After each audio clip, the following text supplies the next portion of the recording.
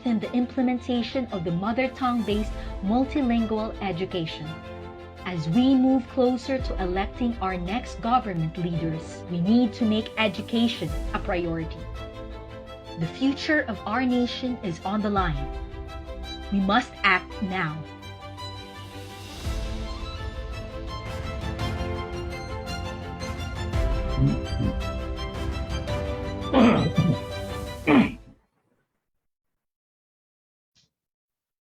Good morning, everyone.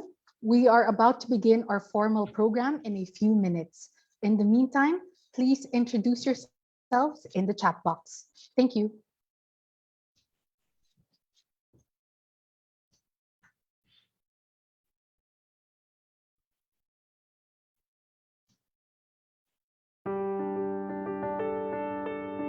Sana hindi na ako gutom para makapag-isip ako ng maayos. Sana mas may budget sa edukasyon para magka-tablet at internet ang anak ko. Sana ay mas marami pang mga bata ang makabalik at maka-enroll sa susunod na taon. Sana mas may oportunidad na makabalik o makatapos ng pag-aaral o training. Sana ay mas palalimin ang investments sa research at development. Sana masuportado ang pangangailangan namin. Sana mas protektado ako para makabalik sa school. Sana matuloy na ang pag-aaral ng mga bata sa paaralan. Sana umangat na ang grado ng ating mga mag-aaral sa mga international assessment tests na magpapatunay ng kanilang kakayahan. At sana mabigyan ng higit na kapangyarihan ang mga magulang sa edukasyon ng kanilang mga anak. Sana mas tulungan at bigyan ng pagkakataon ng pamahalaan ang mga school at local leaders na matugunan ang mga pangangailangan ng kanilang mga komunidad dahil sila ang mas nakakaalam ng mga solusyon sa kanilang mga problema. Sana lalo tayong magkaisa at pagtulong-tulungan na natin ito. Mga eskwelahan, guro at ang buong bayan. Kayang-kaya kapag sama-sama.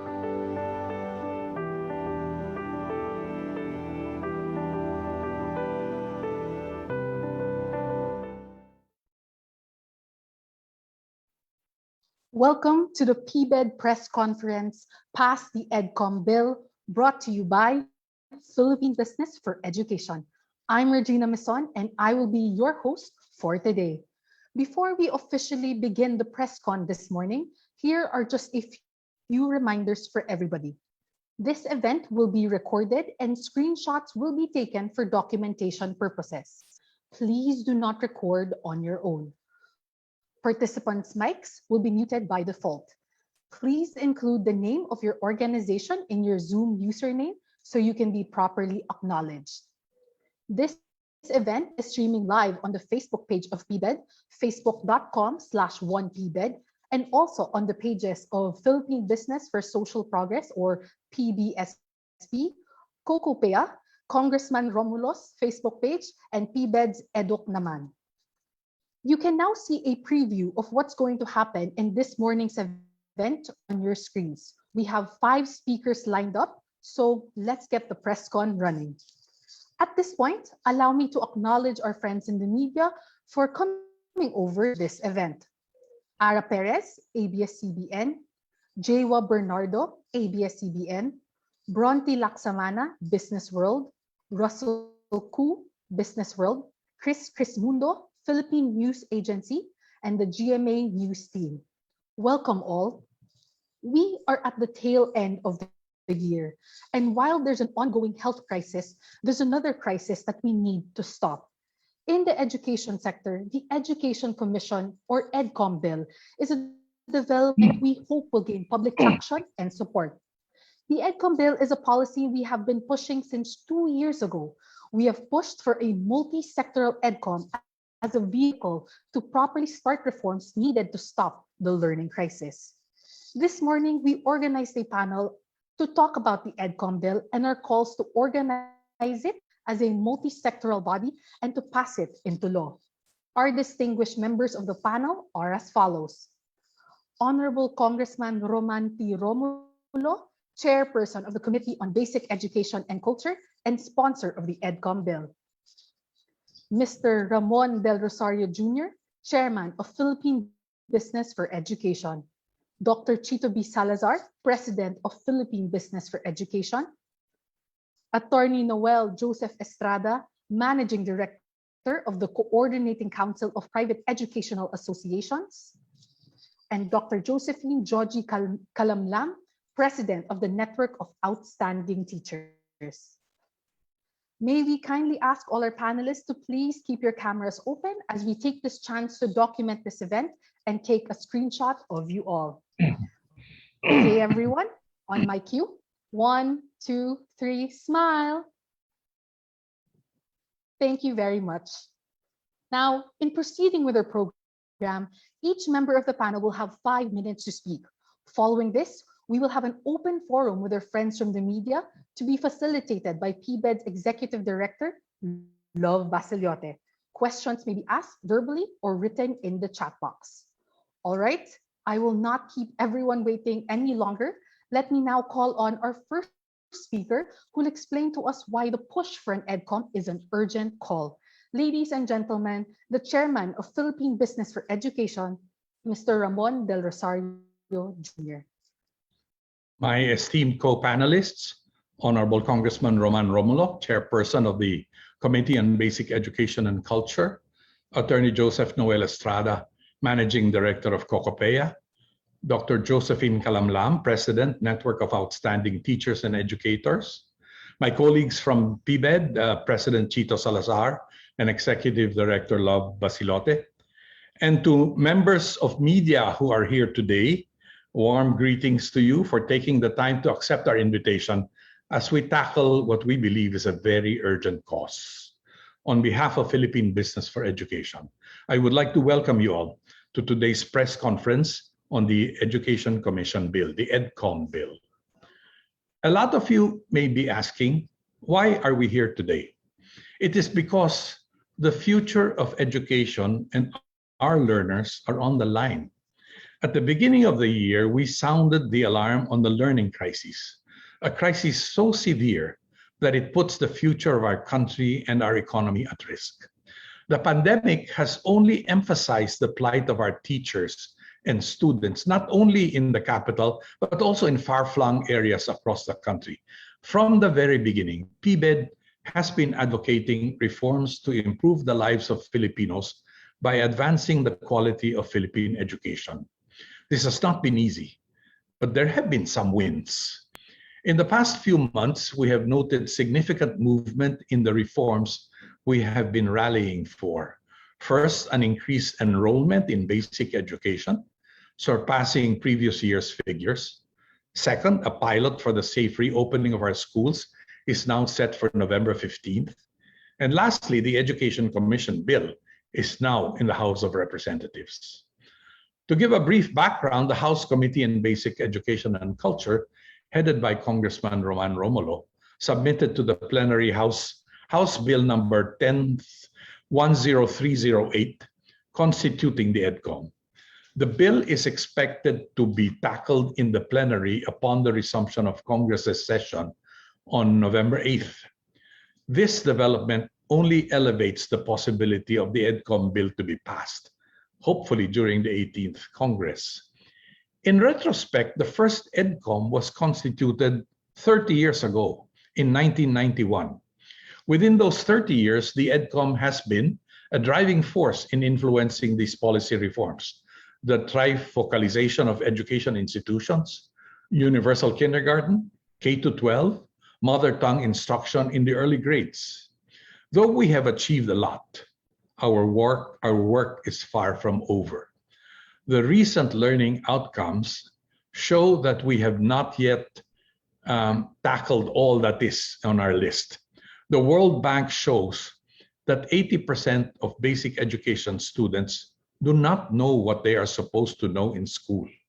According to the PSA Labor Force survey conducted in July 2021, 17.5% of Filipino youth aged 15 to 24 years old are not in education, employment, or training. Added to these is the still unaccounted for learning loss brought about by 2 years of no face-to-face classes. We said this back in January and again in July. Let us advocate the welfare of our students and improve learning outcomes. Let us make sure to implement the Philippine Action Plan for Nutrition so that our students go to school healthy and ready to learn. Let us lobby for increased allocation of resources for education so that we can invest as much in our students as many of our Southeast Asian neighbors do. Let us prioritize our educators and encourage them to be the best and brightest in their profession and to attract the best and brightest into the profession. Let us call for an independent assessment agency for learning so that we can better diagnose our weaknesses and come up with targeted solutions. And importantly, let us pass the EDCOM bill now. A great reset of our education system is in order. That great reset is EDCOM 2. Edukasyon muna, edukasyon naman. We call on President Rodrigo Duterte to certify House Bill 10308 as urgent. To our legislators, open the EDCOM membership to multiple stakeholders. Education stakeholders should be represented.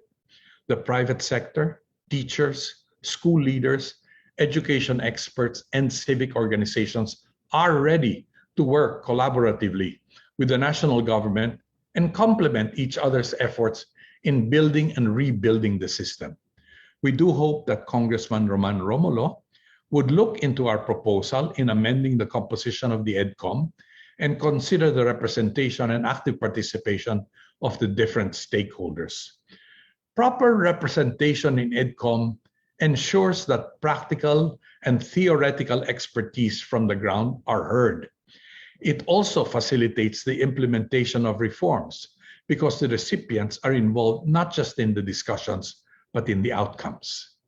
I am optimistic that we can overcome the learning crisis.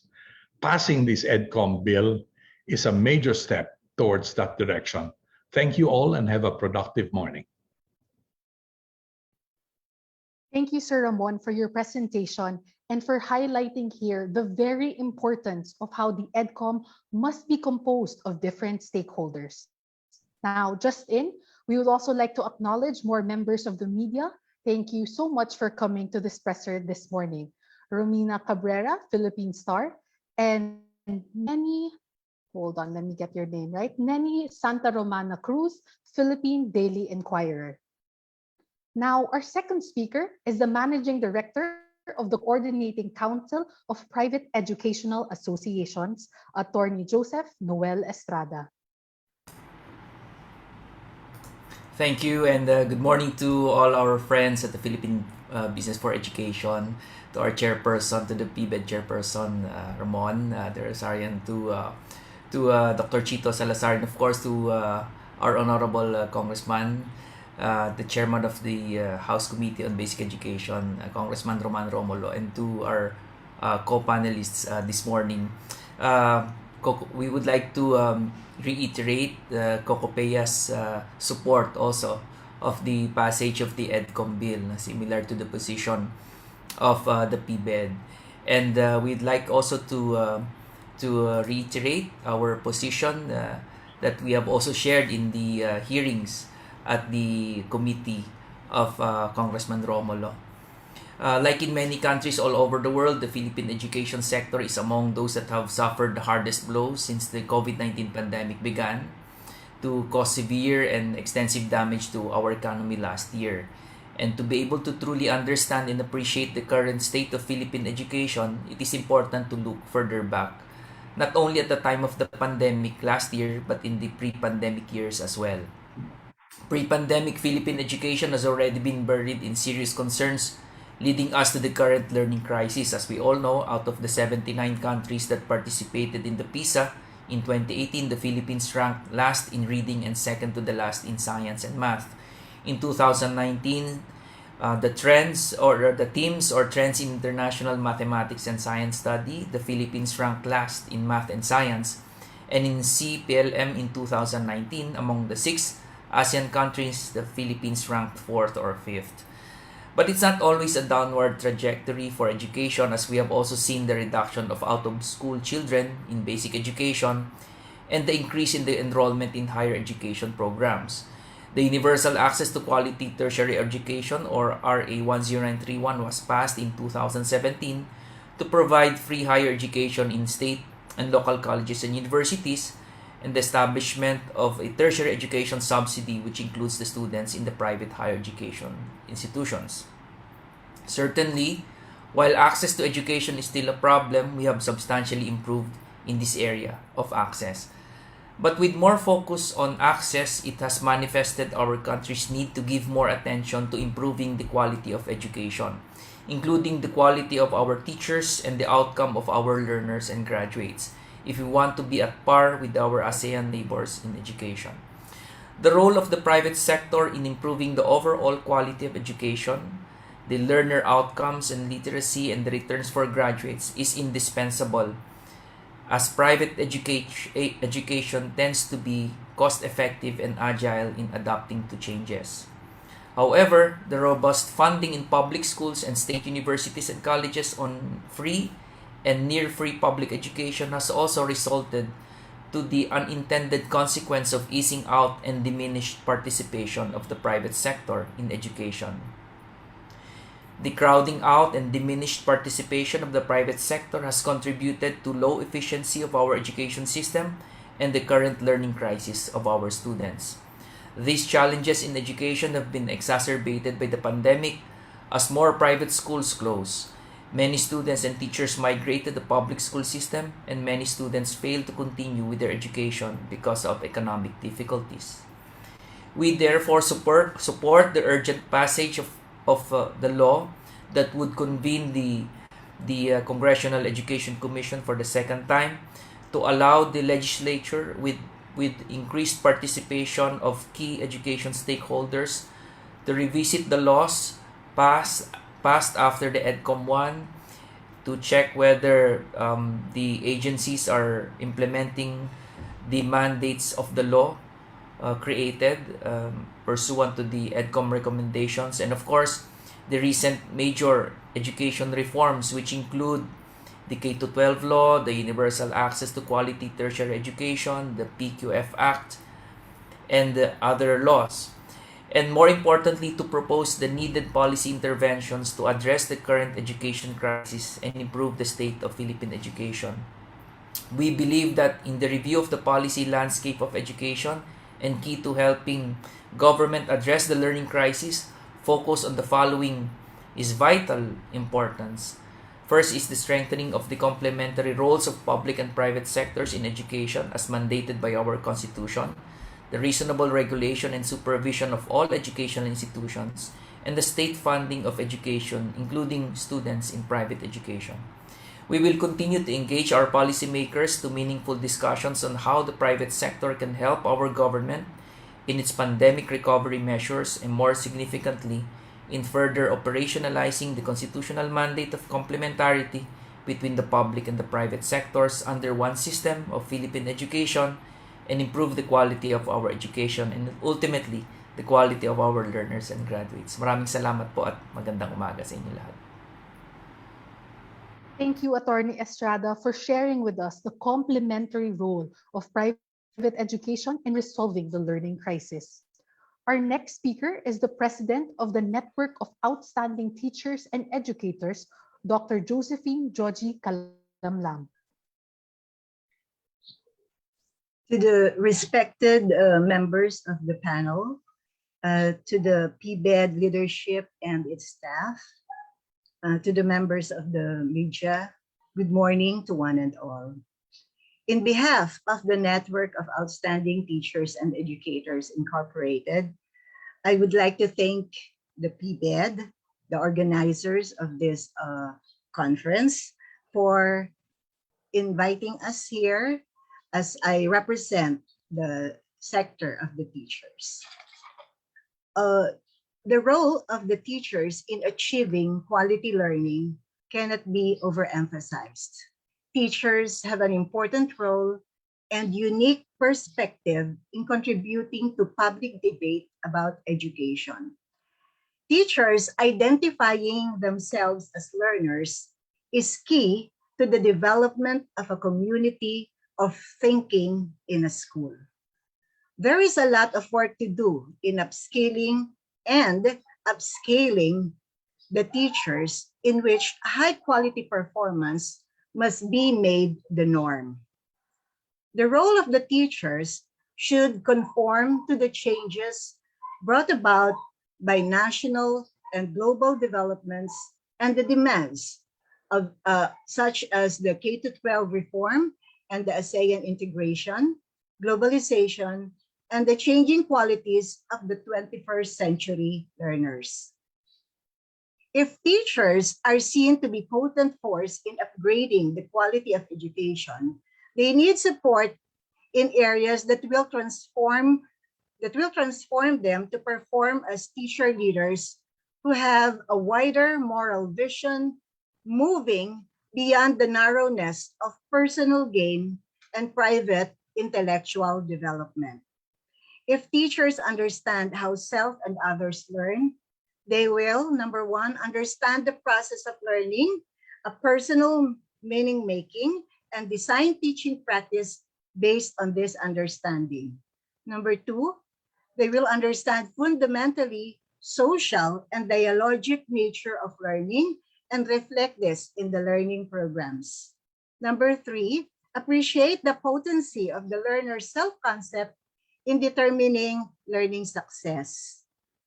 Know the significant role that emotion and executive functions play in motivation, attention, felt meaning, and learning. Develop an understanding of thinking and the role thinking plays in deep learning. Also, they need to integrate current learning theories into their own personalized theories of learning and teaching, and help their students understand and appreciate learner differences. I would like to emphasize the role of teacher education institutions in producing quality teachers, in which I belong. Teacher education institutions, with its program, should promote a humanistic and holistic approach to a teacher's lifelong learning and professional development that is relevant and intellectually challenging. It should aim to produce highly proficient teachers recognized as expert practitioners, educational leaders, and researchers. These three interactive, integrative, and comprehensive outcomes need to be targeted in all aspects of their training with applicable job-embedded learning experiences that are responsive to the demands of the fast-changing world and reflective of the emerging trends in education. As expert practitioners, teachers must have an advanced knowledge of the subject matter they teach and understand the process of its construction and delivery and the impact of its use in real-world settings. This extended view of knowledge is the foundation of a meaningful classroom interaction and reflective practice in nurturing a diverse range of learners. As teacher researchers, they can intelligently and critically analyze educational research, evidence-based practices, and academic writing.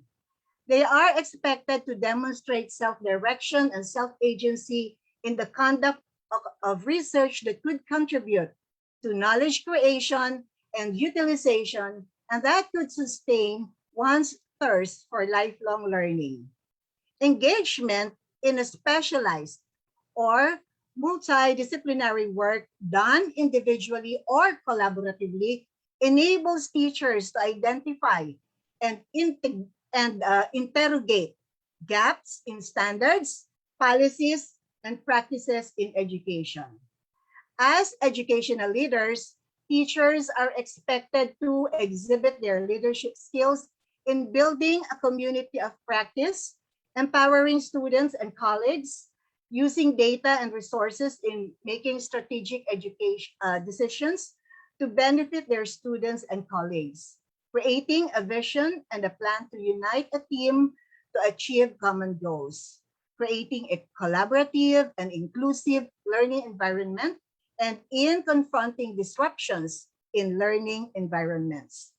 Furthermore, as teaching is beset with challenges that are connected to crucial issues confronting personal, societal, and global contexts, as educational leaders, they are expected to practice social responsibility through engagement in community activities and promote equity in education and quality of life. The education sector needs to maximize the role of teachers as mentors to their colleagues. Mentoring practices and processes have been overlooked as a potent factor in establishing respectful and reciprocal relationship among teachers. Lastly, may I put forward the idea of investing in the early childhood education as a sound investment in the future. We have yet to establish a National Commission on Early Childhood Education and Development that will focus on research that will impact high quality birth to 8 years of early childhood education. So I did not reiterate what have been said by my other co-panelists, but I hope that some of these points can still be included in the EDCOM report. Thank you so much. Thank you, Dr. Georgie Calamlam, for talking about the critical role of teachers, educators, and teacher education institutions in the learning of our students today. Before I proceed with introducing our next speaker, I would also like to acknowledge Mr. Jarius Bontoc of DWIC, who just joined our press con this morning. Now, our fourth speaker for today is no other than the very sponsor of the EDCOM bill and the chairperson of the House Committee on Basic Education and Culture, Honorable Congressman Roman D. Romulo. Thank you, Ma'am Mison. First of all, let me greet the PIBED family, headed, of course, by Mr. Ramon Del Rosario and Mr. Chito Salazar. Of course, also fellow panelists, Ma'am Georgie Calamlam, and of course, from Cocopea, Noel Estrada, and of course to all everyone here from PIBED, and of course our media guests also. First of all, let me take this opportunity, as this is the first time I've seen him, to greet Mr. Ramon Del Rosario, a belated happy birthday. I'm sure if it's face to face, we would have shared the cake. But happy birthday, sir, and thank you very much for taking such a keen interest on education. Thank you. As the author of this EDCOM bill, we decided to file this bill because there are really many aspects of our education, community education side that has to be reviewed. And this must be reviewed immediately because the problems are really here. There are challenges that we must overcome. At the start of 2019, when I first headed this committee, there were certain laws which we already amended. First of all, we brought back GMRC from kinder to grade 3. Second, we were able to institutionalize the National Academy for Sports system. Of course, this I think must be discussed in lengthily next time, because there is a misunderstanding that when we talk about the National Academy for Sports, we are referring to one venue, and that is in Clark. A careful perusal of that law would show that it is a system, so that is to be implemented nationwide. Thirdly, we have already institutionalized the alternative learning system. For the first time, we have a law which governs how we are to conduct the ALS training. Of course, right now, hopefully, we will be able to pass the Inclusive Education Bill. It's now in BICAM. And before the year ends, we hope to amend the Teachers Education Council in order to empower the Department of Education in terms of curriculum, drawing up the curriculum in our tertiary classes, and of course, with respect to the licensure examinations.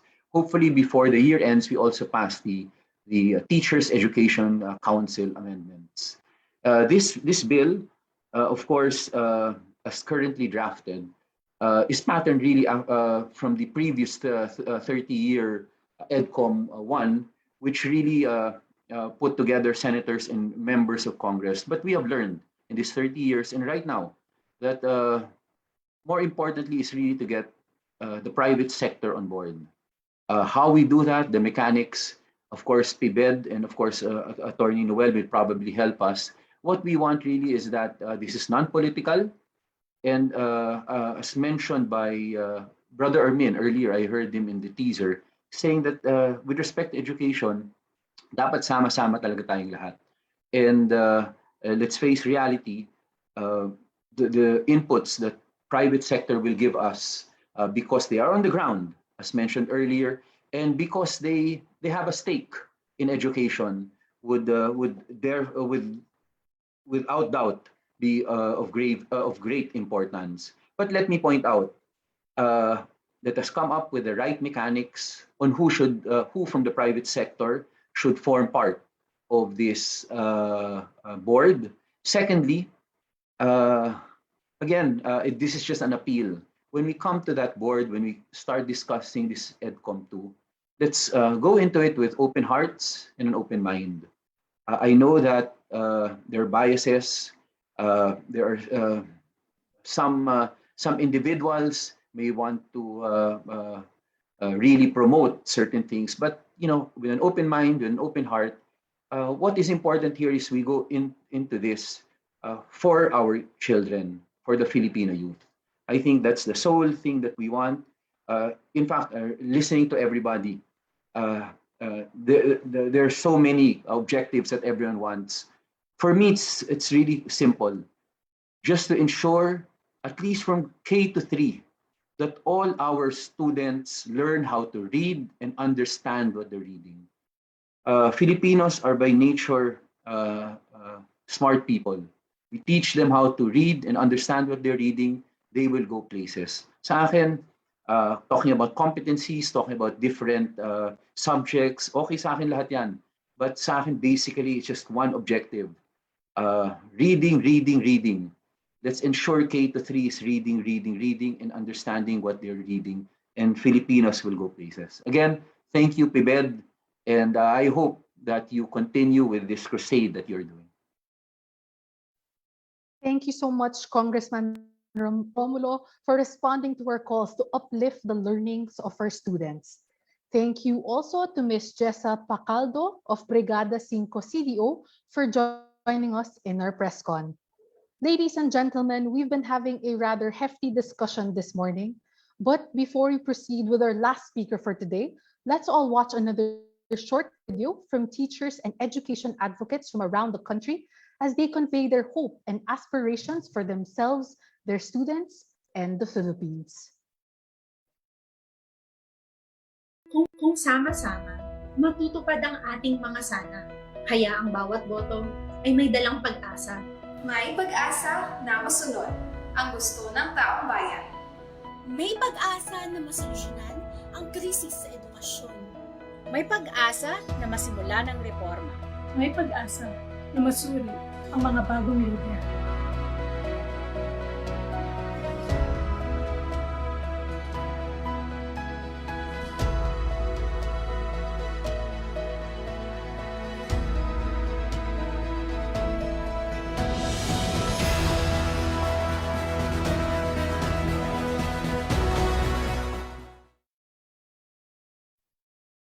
Truly, the future of the country and the next generation is in our hands. And even though it is a long battle ahead, we all know that education is always worth fighting for. To close the panel discussion, help me all in welcoming the President of Philippine Business for Education, Dr. Chito B. Salazar. Magandang umaga po at maraming salamat ulit sa mga miyembro ng media na narito ngayon. Thank you for joining us and covering this very important topic which we continue to we continue to shout about and scream about since January of this year. The EDCOM and our resolutions on the learning crisis would actually affect about 40 million youth and the entire future of our country. And I think this is our biggest challenge. Our biggest challenge is emphasizing that this is a crisis. This is something we need to attend to now. The definition of a crisis, it is a difficult or dangerous situation that needs serious attention. It is not a form of clickbait or just a way to sensationalize an issue. It is fundamental to the future of our country, and it needs our attention today, even though the impacts will not be felt for several years. We need to address it now. Mr. De Rosario today pointed out that EDCOM 2 is a great reset, similar to the 1991 EDCOM. But we must also apply lessons learned since then. We must make EDCOM's membership representative of our education stakeholders, as the world has become much, much more complicated than it was 30 years ago.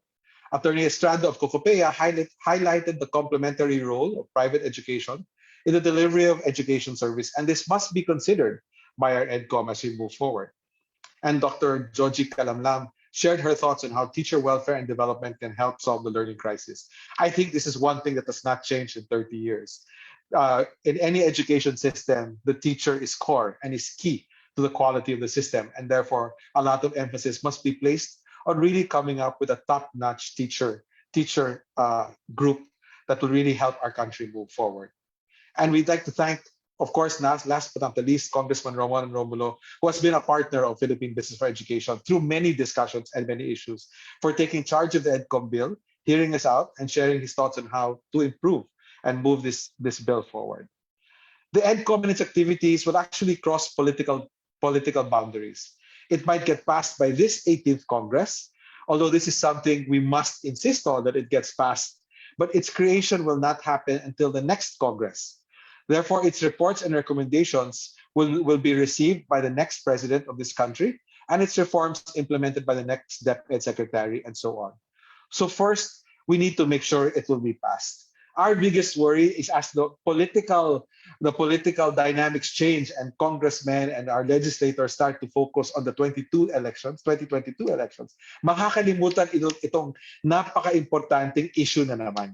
At hindi naman magbubuo ang EDCOM until next year, which is another whole year we need to wait. And our biggest problem is you always keep on kicking the education can down the road.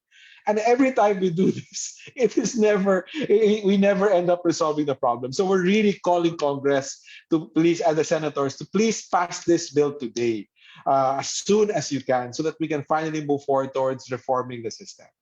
But second, as we go to the polls in 2022, we need to make sure that education is seen as a key issue.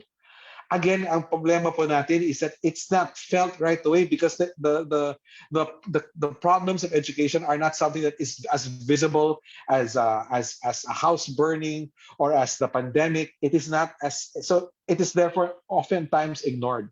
So sana in our choice of elected officials next year, we insist that we have education officials, an education president, education senators and representatives.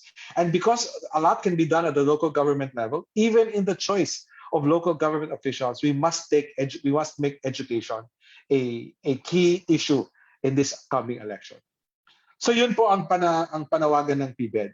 Number one, that the Congress pass the bill now, because education, the learning crisis is in crisis. We do have a learning crisis. And second, to ensure that the bill is actually implemented and implemented in full spirit, that the choice of the next Congress legislators and the choice of the president and his education team and of all elected officials are based also on the prioritization of education. It's important that we make education an issue now, and we make education a continuing issue in this country. So just to end, education muna at edukasyon naman. That is the call of PBED. Maraming salamat ulit. Magandang umaga sa inyo lahat. Thank you, Sir Chito, for summing up what has been discussed by our esteemed panel today.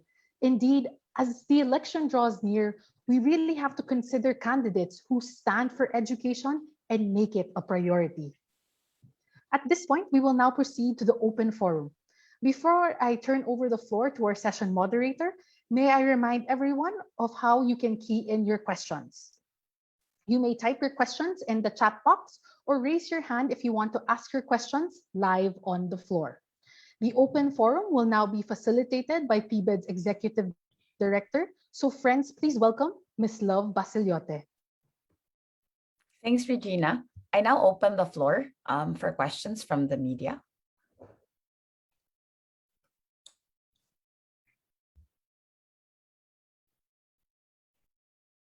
Okay, let me just read. We have a question from Jewa Bernardo.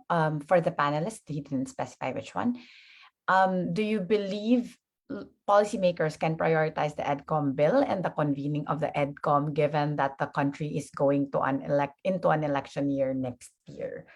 Maybe perhaps Congressman Romulo would be in a better position best position to answer this question.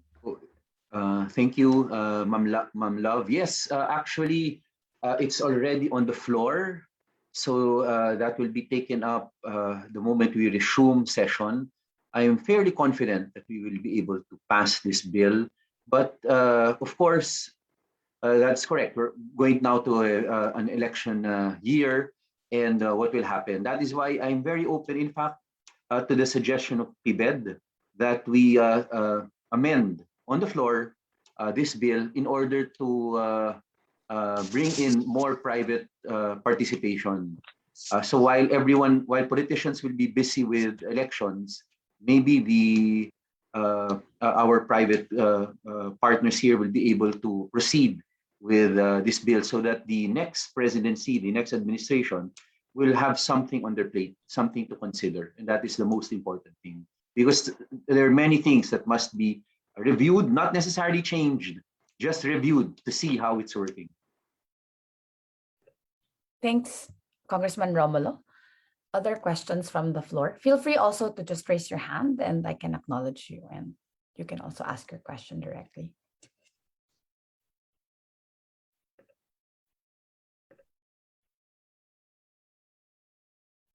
Hi, Ma'am Love. Let me also add, Yes, sir. anyway, since PBED is here, maybe in taking a look also on the mechanics on who will be chosen to be part of the board.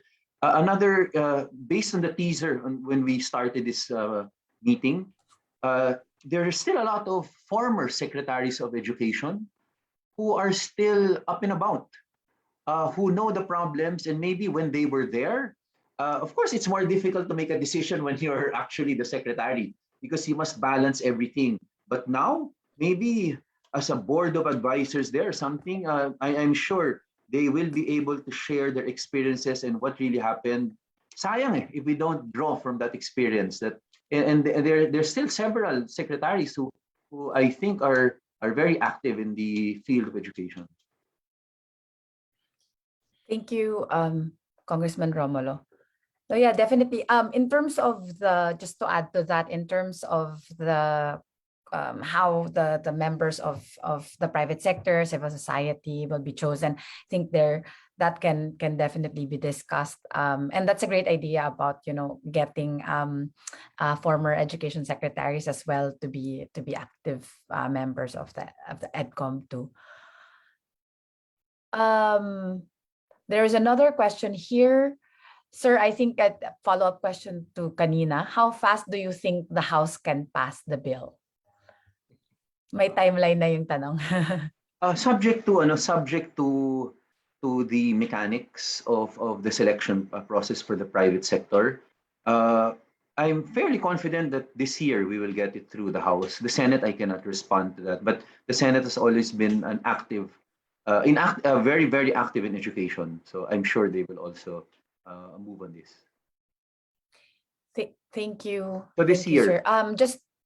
The apparently in the Senate we're just awaiting the release of the substitute bill from the committee. So it's been all the technical working groups have already been organized in the Senate. So I think it's going to be up for second reading. We have Chris Mundo of the PNA. You're acknowledged, Chris. Hi, good morning. I would like to ask po, what would be the impact if we will remain in status quo at hindi pumapasa yung EDCOM bill sa Congress? If I can, Go ahead. Sorry. Maraming salamat, Chris. Actually, that was asked. PBED asked a similar question because we think that there are things that can be done by government and by either the executive or this legislature right now, which in the absence of a bill can still help move things forward and help improve our education system. So, for example, I think these are all captured in our statements on the learning crisis. I think the importance is to really, number one, find a way to get kids back in school as soon as possible. To do this very, very quickly, and not just in basic ed. There's been a lot of discussion of basic education, but as a higher ed, the clarity is still not yet there of how we get the college students who are adults back in school as soon as we can. I think second is to really address this issue of malnutrition, and there are already existing bills and programs that we can already implement immediately. PBED has also added things such as the formation of a separate assessment agency. Again, this does not necessarily need a bill. And I think also continued support for the tests and senior high school voucher. Again, this is driven by a budget, so it does not need a bill. So there are many things that we can do that can help improve the system that do not necessarily need an EDCOM. However, long term, I think the EDCOM is vital because we think that many of the problems are systemic in nature. If I may add, Love, there's one other element that we pointed out, I think, repeatedly, which is the implementation of the Mandanas ruling on the IRA allocations will create a significant amount of funds available to LGUs. And we're hoping that education and nutrition and health, I suppose, but education should be given the highest priority in the use of those funds.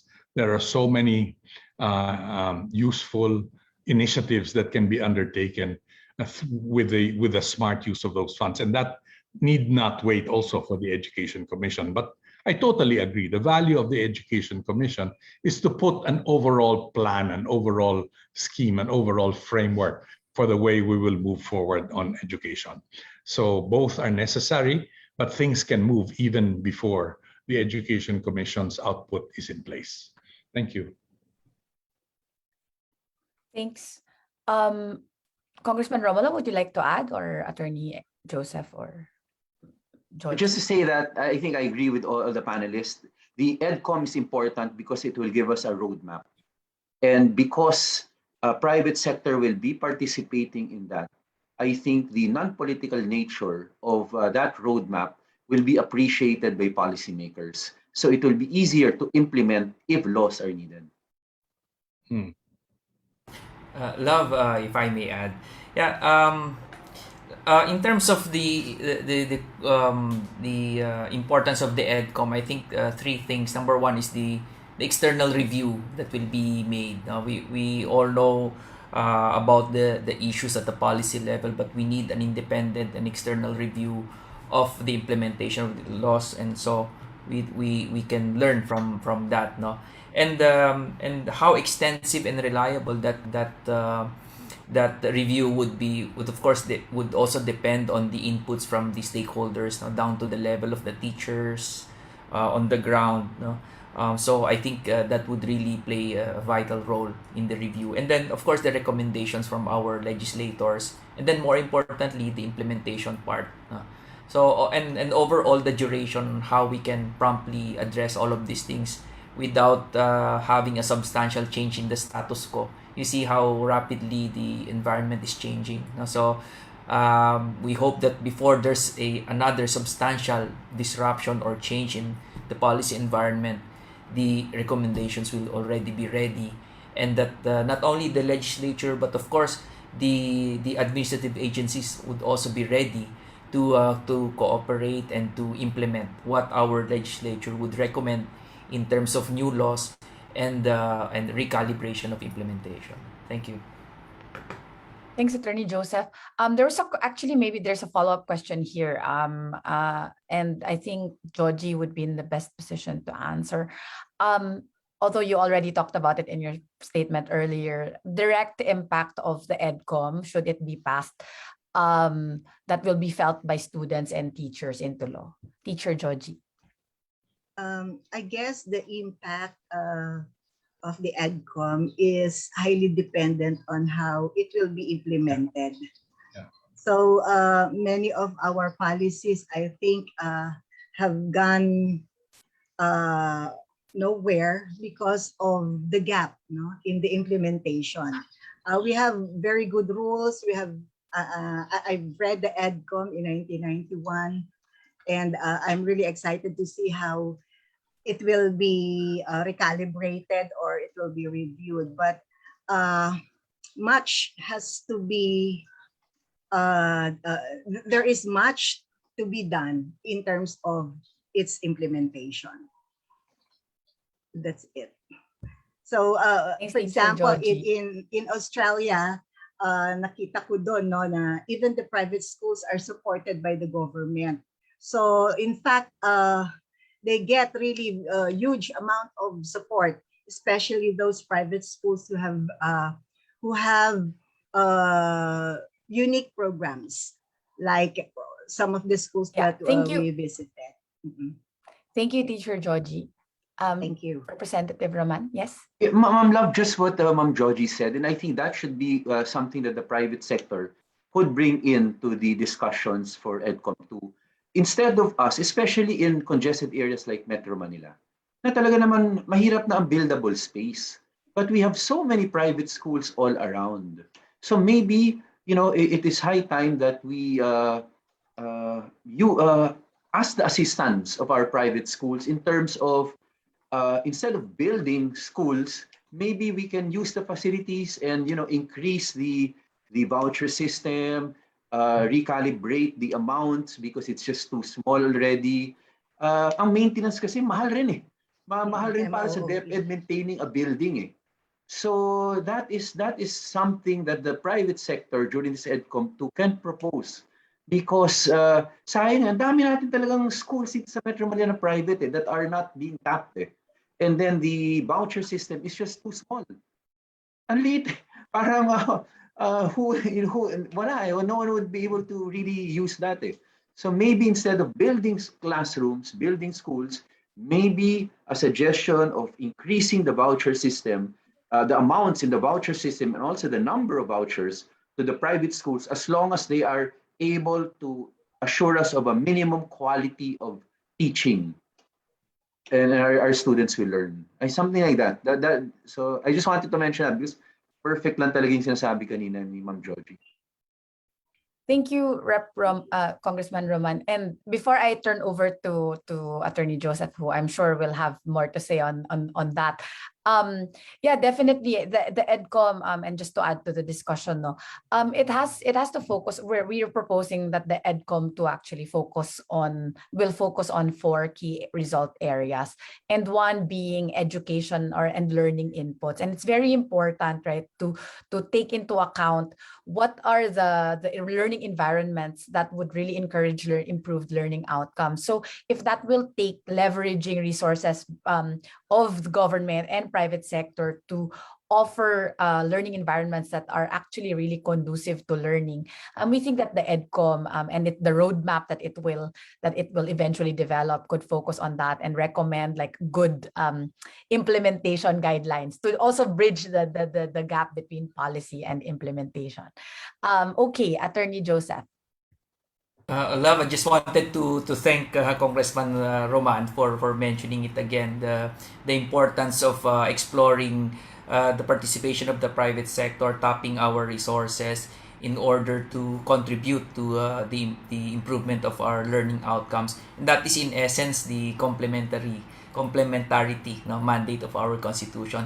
And I think we can really get a lot of the proposals in place with the EDCOM. We can fast track. Meron pong proposal si Congressman Roman that we also supported yung expansion, for example, ng ESC to elementary education. Sa ngayon wala, and it's also glaring now that we're talking about the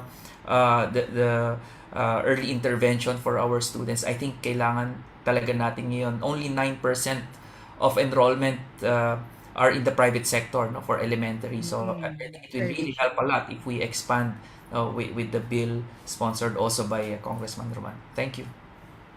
Thanks, Attorney Joseph. We're down to our last question. There was a question here on pilot face-to-face, but I'd like to maybe reserve the last question for a question, unless, yeah, for an EDCOM related question. And so if the other members of the media would like to ask an EDCOM related question, now is the time. Otherwise, I'll ask the non-EDCOM related question that was raised.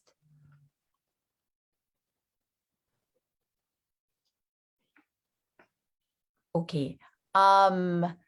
There's a question here on what the panelists think about the preparations of DepEd for pilot face-to-face classes that's slated to begin on the 15th.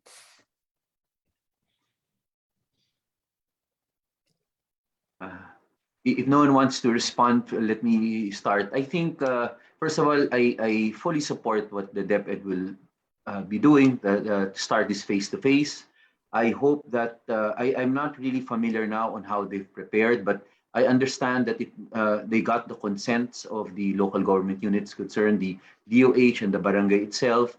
So I'm praying that it succeeds, because it may be a model for us to copy in the near future. But hopefully COVID-19 disappears soon. Hopefully we're vaccinated. Hopefully by next year we go back to normal. But I'm all for what DepEd is doing, and I pray that they succeed so that it becomes a model.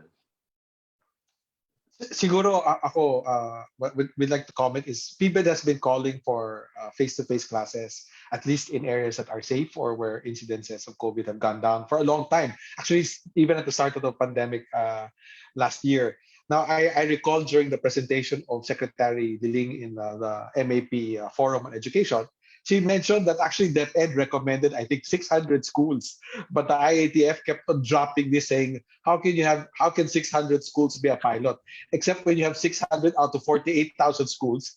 I think it makes sense that 600 is a pilot, but IATF kept on dropping it, such that I believe the number of schools that are being piloted today are less than 100 being piloted. I think in a situation when we have 25 million students, I think we're being overly cautious by piloting in such a small number of.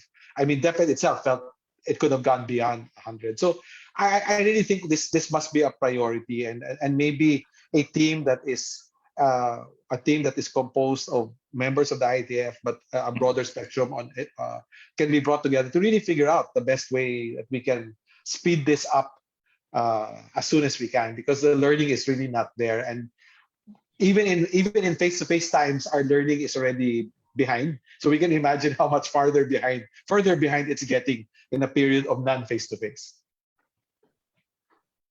Thanks. Okay. I think that's it in terms of the EDCOM. We do just want to reiterate the position of PBED, and I think to many of the panelists, or all of the panelists here this morning, we hope that the EDCOM bill gets passed this Congress. To echo Congressman Roman Romulo's words, we hope that the principles or the values that guide the EDCOM 2 is that of openness, maybe crossing political lines, so that we really put the learners, teachers, and all education stakeholders at the heart of the process. And yeah, we wish everyone a very good and safe afternoon ahead. Thank you all for joining us today. If I may, just a last word, if you don't mind. No, I just want to express my sincere thanks to Congressman Romulo for his open-mindedness about the revisions that are being proposed, particularly the idea of making sure that the Education Commission has representation from the various stakeholders, because I think we all share the idea that the work of that commission will be far better and far more responsive to the actual needs of the education sector if the stakeholders are well represented.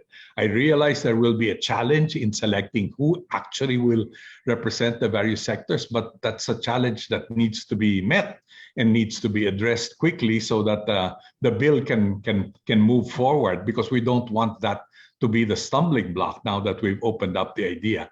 So let's get to work on that. Maybe we, who are representing the various stakeholders, should put our heads together quickly and figure out what formula or what approach or what framework we will submit so that the bill can already be passed, and then it becomes a question of implementation. So once again, thank you very much, Congressman Romulo, for being very, not only open-minded, but very supportive of the idea. I think it will make the Education Commission a much better commission at the end of the day, and its output will be far more responsive to the actual needs of the education sector. So thank you very much. Thank you so much to our esteemed panel, Ms. Love, and to everyone else for participating in our discussion for today. If you have a follow-up question or a burning question that you've missed asking, you may reach out to us via email at communications@pbed.ph. You may also visit our website at pbed.ph and stay updated through our Facebook page and Twitter account flashed on your screens. To our friends in the media, please do answer the evaluation form. The link is in the chat box now to claim your electronic press kits. Again, you may find the link to the evaluation form in the chat box. On behalf of PBED, thank you all so much for gracing us with your presence and for participating in this important conversation on the passage of the EDCOM bill. This has been Regina, your host for today. Stay safe and have a great day, everybody. Thank you. Thank you. Maraming salamat, Congressman. Maraming salamat. Maraming salamat. Thank you. Thank you very much, Happy birthday, everybody. everyone. Thank you, Joji. Salamat, Attorney Erap. Salamat.